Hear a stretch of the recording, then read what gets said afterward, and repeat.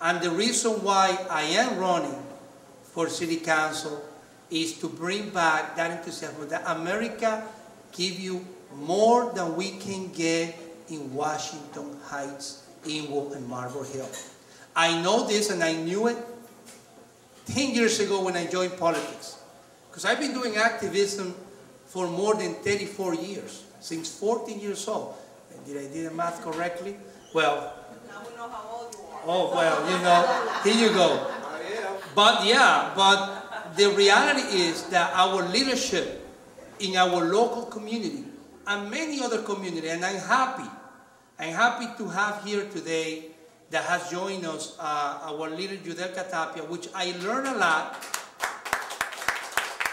when she was running 8 years ago in the Bronx, and she found all kinds of barriers that today are open to people like me to represent the people in our communities. So going back to this effort of recognizing that we have lost this enthusiasm of being an immigrant, it is the point that I'm trying to make by running. A lot of people run because they want a salary. A lot of people run because they want to be in front of the camera. I'm running because I want to bring to the people the opportunity to succeed and to move in life. Today, Washington High is in a crisis. We don't recognize it.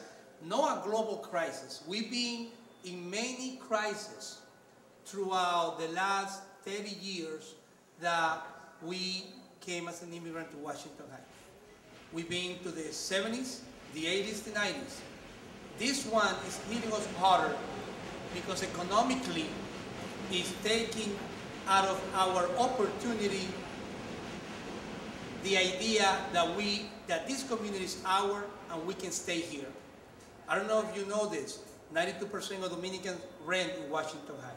And it's been like that for 30 years. It's time to make a change of that.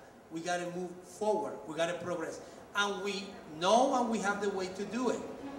What's happening is that we haven't had a leader or leaders that can move forward that particular agenda.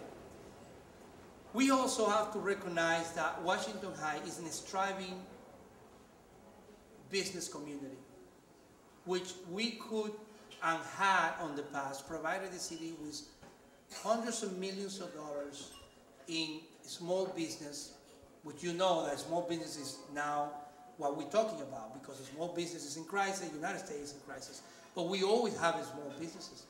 And now we're losing the small businesses at an accelerated rate. Which what it means is that combined with the fact that we don't have that enthusiasm to stay, we now is going to be faced with perhaps the first time of being gentrified, mobilized, removed, and sent out of New York City, Manhattan. Now let me give you a little knowledge about why moving out of Washington High is bad for the Dominican community. Because I remember once in a very nice speech in the inauguration of Mayor Bloomberg, in which he says, and Dominican is a community that came to the United States and they settled in Washington High, and very soon they're going to be moving out of Washington High to grow and to be successful. No, that's not true. It can't be. It's not real. It's not the American dream. We got to own Washington High, and we got to sell it to others that come to Washington High to be part of America, because we earned it, we built it, because we paid for many years of crisis, and it's ours. Now that we don't own it today, it's a matter of technicality. And the technicality is in the kind of leader that you send down to City Hall to negotiate what we deserve. Not that City Hall comes here to look for votes and leave and come back 4 years later. Not that the state comes here for votes, but to send a leader that can negotiate with the mayor, to send a leader that can negotiate with the governor, and even to send a leader that can negotiate with Barack Obama and some of the stimulus, that if we don't open our eyes today, and if we don't look what is going on with that, we're not going to get one penny. One penny of the stimulus will come to this community, and then we're going to be faced to moving out of this community in an accelerated rate that we will never would imagine. And why I'm saying this for sure, I mean, is he a scientist to know this? No. I happen to be an architect with a degree in urban planning, and in 2000 and 1990, I knew what was happening with Hoboken, downtown Brooklyn, Harlem, and the Bronx. And exactly why? Because that was being planned. We don't have a plan for Washington Heights. We don't have one leader that represents us at any level. And I will call it and sit with them in any panel to tell me what plan they have to secure that the community of Washington Heights in Marlboro Hill is not displaced.